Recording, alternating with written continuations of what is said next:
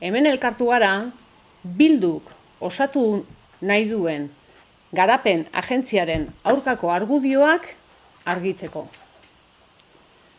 Gaiak duen garrantzia eta EAJ alderdiak guztien adostasuna lortzen saiatu da. Negoziaketa batean ginen Bildurekin eta gure harridurarako Bilduk 3 herrietan duen gehiengoaz baliatuz udalbatzara eraman du gaia.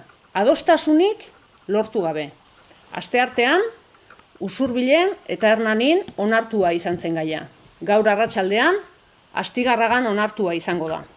Dada la envergadura y la importancia que tiene este asunto, desde la EAJ-PNV hemos tratado de tomar todos los medios para poder alcanzar un acuerdo en torno a la constitución de esta Agencia de Desarrollo Comarcal, con una perspectiva comarcal, no una perspectiva partidista ni una perspectiva municipal.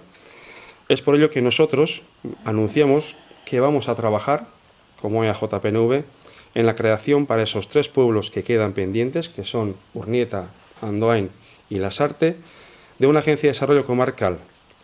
Lo haremos tal y como hemos hecho en este proceso, en colaboración con agentes y entidades de todos los pueblos, y nos comprometemos a adoptar una vía solidaria con el municipio de Andoain, de manera que pueda estar presente en el órgano, pese a no poder votar debido, como hemos dicho, a su situación económica y financiera.